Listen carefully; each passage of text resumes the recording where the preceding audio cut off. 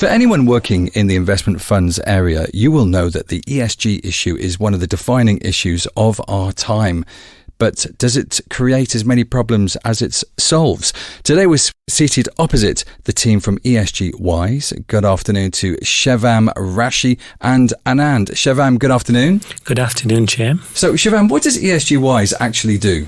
So what we do at ESGWize is looking to create a SaaS tool that helps the investment managers for their entire ESG needs.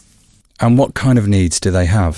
So their ESG needs primarily focuses around their data gathering and information, and to build transparencies around their ESG scoring and metric reporting that they have for ESG. So this is ESG data from the underlying portfolio. That data must be hard to access, no? Yes, that is correct. And for most independent rating agencies, typically that data is not available, or it's available only for listed companies that do public reporting. This is wherein we come in. We look at the investment managers who have that data, typically sitting under piles of PDFs and Word documents. We come in, we use our AI tools to sift through that information intelligently and collate and sort of create a repository of very precise and accurate information on that company. Right. I mean, it sounds efficient, but I thought that up to this point, managers, they were using questionnaires, weren't they, to gather data? Won't they just continue to use that method? So typically the industry has focused or sort of gone the route of the questionnaires, because this is something that is easy and efficient, but that puts a lot of onus either on the investment manager to collect that information, or on the investee companies to provide that information in a very specific format. Right now with AI, we are at the cusp of sort of a revolution in AI, where we, for the first time, we have the capability in AI to collect that information in an automated manner. And that is what we're trying to bring into the fund industry. So Rashi, tell me, what kind of data would a fund manager be looking for to get out of their underlying asset? So, Jim, specifically from an ESG standpoint, there are a lot of sub-matrices and sub-parameters that are of concern to the different regulatory authorities.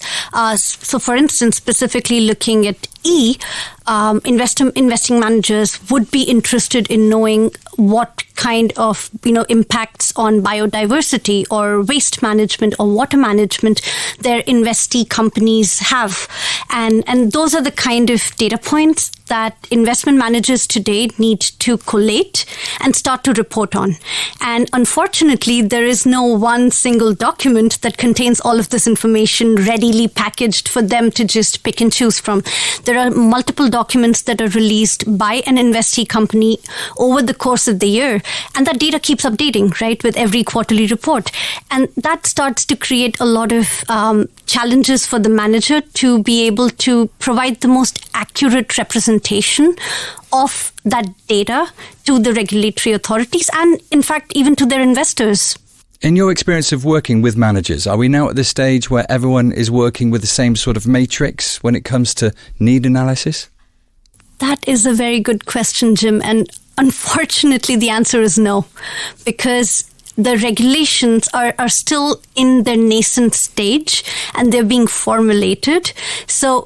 And that's why you see different providers in the industry have their own interpretation and their own way of gathering the same amount of data. And that's really what sets us at ESGWize apart, because we believe that the core of the problem essentially the core way to solve that problem is the data.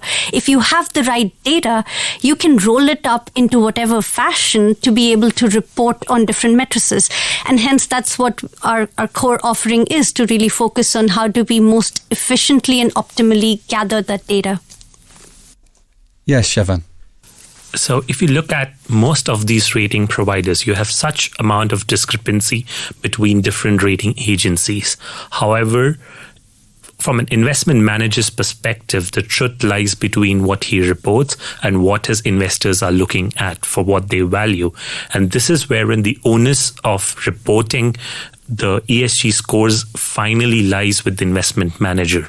And this is wherein we come in to empower the investment manager to report that information in the most transparent and the efficient way possible.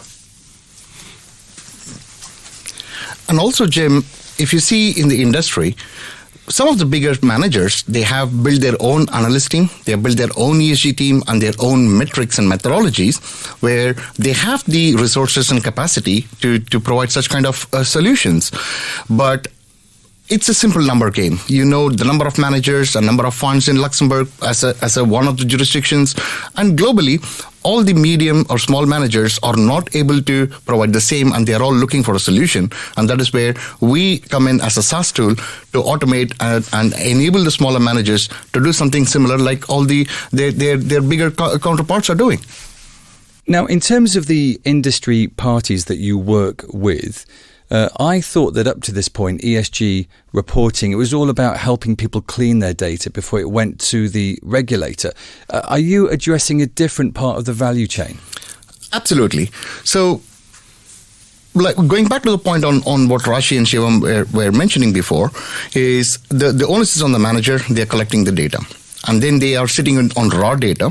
And most of the ESG providers today, especially on the reporting side, all they're doing is structuring the data as per the regulatory requirement. They are reporting, for example, here, and I'm sure that there will be similar regulations coming at different jurisdictions by the different regulators.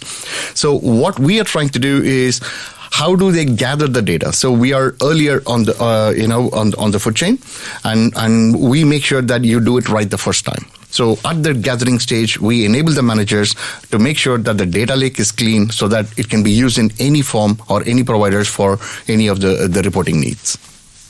So Shivam, if I was to subscribe to ESGWize, what would you do for me? Jim, that's a very good question. There are 4 key things that we offer each of our fund managers. The first is the ability and the flexibility to set up your own ESG models on the platform itself and then track that periodically. The second is the ability to use AI to gather information efficiently. The third, which is very critical, is to get real-time feed on your underlying portfolio and investee companies. The way we do this is we run a sentiment analysis on real-time news articles on any companies that you track, and we provide more information about it. And finally, the last piece that we offer is the ability to report this into either directly to the regulators or through any standard reporting provider that you would have subscribed to through your core business to feed that information back into their systems. And we cover this entire suite of products for ESG requirements.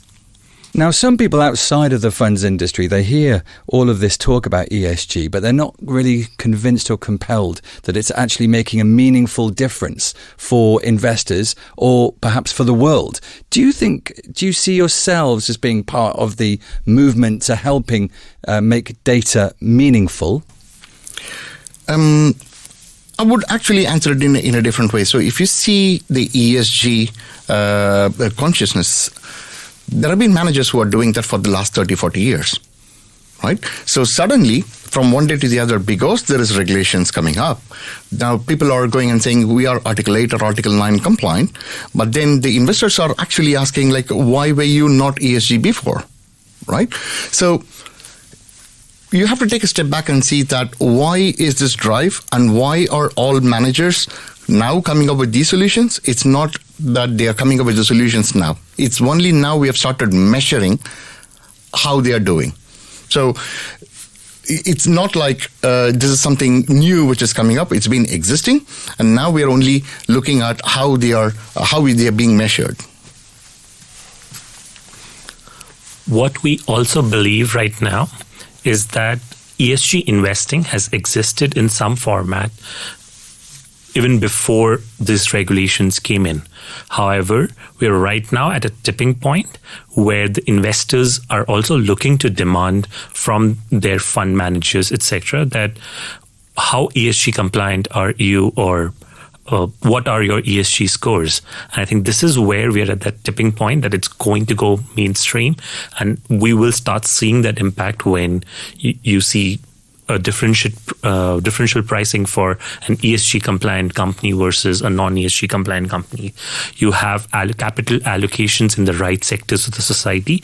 Those take time. Those take maybe a few years to start showing effect. But only if it gathers that critical mass, which it's gathering now, will we start seeing changes in the next 5 years.